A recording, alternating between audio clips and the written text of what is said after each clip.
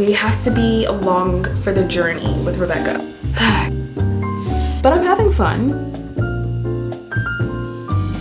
Hi guys, welcome back to my channel. If you're new here, welcome. We are finally doing my January wrap up. It's literally midway through February, but still wrapping up January because we had some really great reads and I've been so excited to talk to you guys about them. So we're still doing the wrap up for January, even if February wrap up will be out like next week. There's been just like a lot going on. If you follow me on any of my other socials, I've been moving and that has taken up so much of my time. On top of that, I'm in medical school, which also is pretty much most of my life, and I've been just trying to stay sane. But we actually moved and what ended up happening is I lost my camera battery charger, so I did not have a way to charge the battery for my camera, and it was actually very difficult to find the right charger. I ordered one, it was the wrong one, and then I went to Best Buy, they didn't have any, and then the Canon manufacturer was out of stock of the one that I needed. Thank God Amazon came through, and that's pretty much why you are able to watch this video right now. Back to the point of this video, which is to wrap up everything that I read in January. So super excited to talk to you guys about these books. If you watched any of my videos, you already know what books we'll be talking about, but if you haven't and this is the first video that you're seeing by me, we're going to be talking about the 4 fantasy books that I read in January in no particular order: Once Upon a Broken Heart, Heartless Hunter, Iron Flame, and Onyx Storm. We'll start with the Empyrean series because I have so much to say about these two, to the point that I actually took notes that I'm going to be referencing. Starting with Iron Flame, I had this book since it came out, I don't even know anymore, maybe like 2 years ago, and every time I tried to pick it up I just could not get into it. I don't know why, but the reason why I actually finally picked this up is because Onyx Storm was coming out in January and I was like, everybody is so hyped about this book, and the little hints that people were giving about how Iron Flame ended, I just had to pick it up. It definitely starts out slow in the beginning because not much is happening. We definitely had this bombshell that was dropped at the end of Fourth Wing, but it's such a slow moving beginning to the story and there's not too much development that happens in the beginning. So if you're trying to read this book, if you're interested in reading this book, know that that is the case and just stick with it. I promise you it's so worth it. We have Violet and Xaden being at odds in the beginning of this book as well because of said bombshells that were dropped. That also I kind of hated, but as the story goes on, like,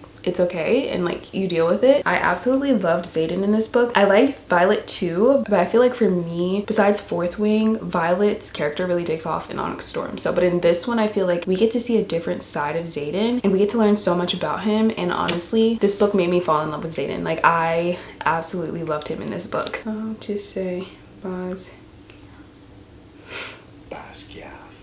Okay, that's what I thought. This rare blue dragon from Fourth.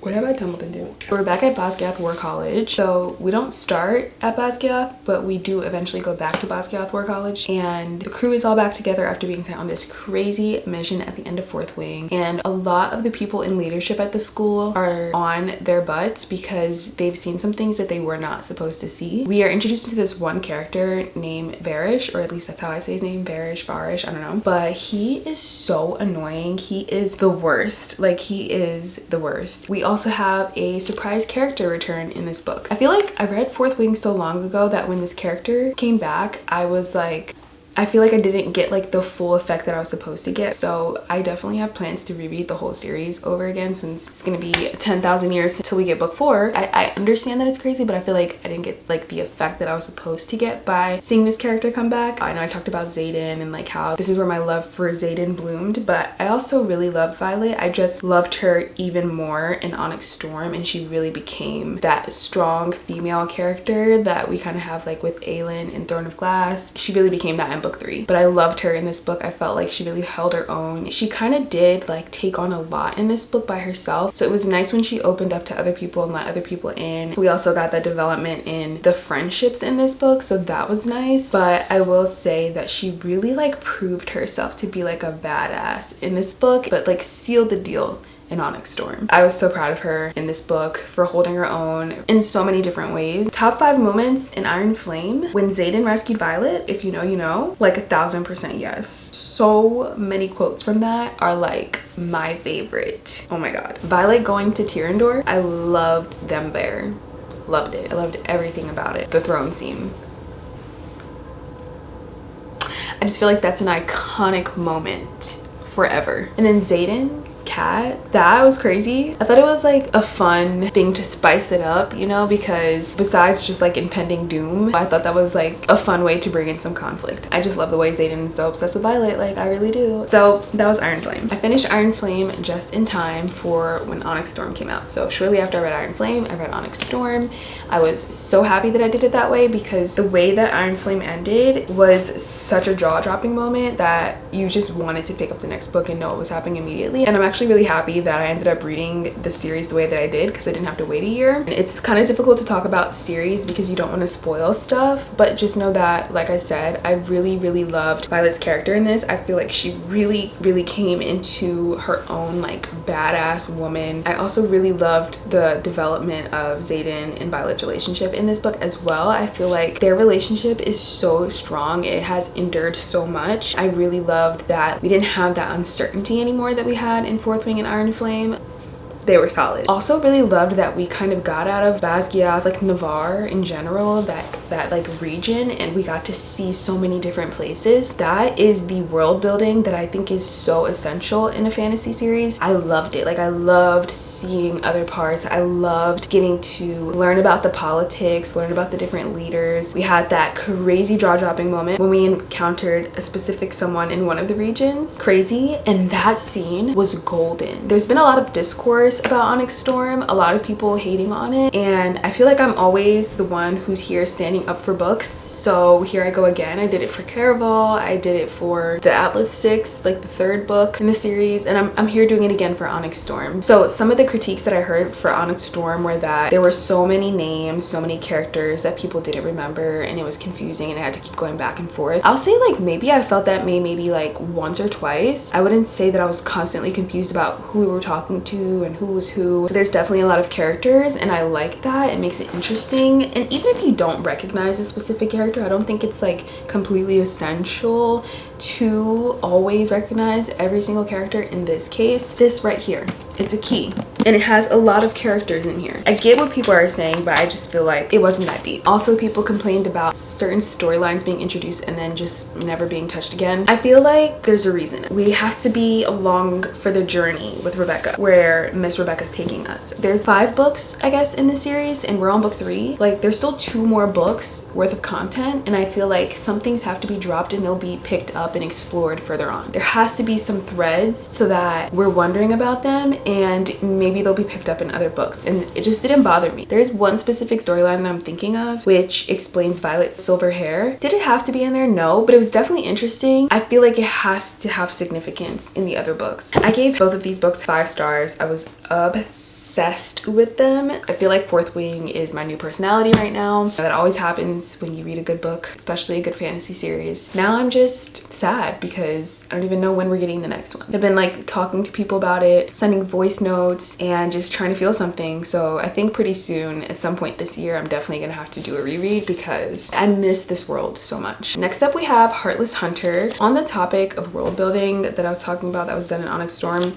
this did not have enough for me. I feel like I was always confused about this world. I think I mentioned it in my vlog, but I just feel like there wasn't enough world building that was done. It left me feeling like I couldn't get into the story a lot of the times. I feel like the little like romance, enemies to lovers was done well, and that is the reason why I will be picking up Rebel Witch, which today's the 18th, so it comes out today on Kindle. I can't pick it up though. I have so many books that I'm already trying to read right now for my February TBR. That's neither here nor there. Because of that, I will be picking up The Rebel Witch, but I did feel like that was lacking in this story. World building was really not there. At first I thought it was giving like Bridgerton meets fantasy, but then sometimes I felt like we were in a modern world and I was just very confused. So that took away from it. And then also I felt like the magic system also didn't really make much sense at all. It was not well explained. It was not well developed. So my hope for this book is that in book 2, a lot of that stuff will be ironed out better and we'll have like more of an understanding of where we are and we'll feel more like we're in a specific world, because right now that part of this story is giving me nothing. I'm sorry. I know people love this book and I didn't hate it. I just have some critiques. I gave this 4.25 stars. I feel like in the last bit it really popped off. And then lastly, the last book that I read was Once Upon a Broken Heart. This has been on my TBR for so long. I've actually owned this book for almost 3 years, I'm pretty sure. before. I'm so glad that I finally got to read it. I wanted to finish the Caraval series first before picking this book up, and so I finally finished that last year, I think like in December or something. So I was so excited to pick this up. Personally, I'm really glad that I read the Caraval series because I felt like it was really easy to jump into this world, and also there are characters that are brought up that are from the Caraval world, which these are both the same worlds, but just to say, like, there are characters from Caraval that are brought up and explain a lot of the backstory of what's happening in this book. So I can't imagine picking this up without knowing those backstories. Like, I feel like I'd be confused, or I would just be missing a big chunk. So my advice is, if you are interested in this series, like, sure, you don't have to, but definitely encourage you to read Caraval because there's a lot you won't understand about these characters without having read that. This was a really fun read. I gave this 4 stars only because I feel like not much happened in it, or things happened in it, but we're in the dark as readers so far. Like, we don't know what's happening. So yeah, I really loved this. Like, it was funny. I loved how it still had Stephanie Garber's kind of like fairy tale writing, but Jax, love him. He has a little bite to him, and he really kind of like added a little more spice to the book. He's on a mission, and we just, as readers, we don't know what's happening. We don't know what's going on. We don't know what his motive, his objective. So I have to give it 4 stars because it's just like, I don't know what's happening, but I'm having fun. And I think I judged people for saying that in their reviews of Dance of Thieves. I get it now. It's like, I don't know what's happening, but I'm having a good time. Yeah, like, that's pretty much what's happening in this book. So those were all my reads for January. I'm so glad that I could finally film this and talk to you guys about it. If you guys have anything else you want to discuss, try to keep it spoiler free, but definitely you can comment it in the comment section below and we can chat about it. Thank you guys so much for watching, and I'll see you in the next one. It's just too much, it's just too much. No, I don't wanna hear a word no more. I'm done, but I just can't let go of you. No, I just can't do it. I can't let go of you. No, it's too much, it's just too much.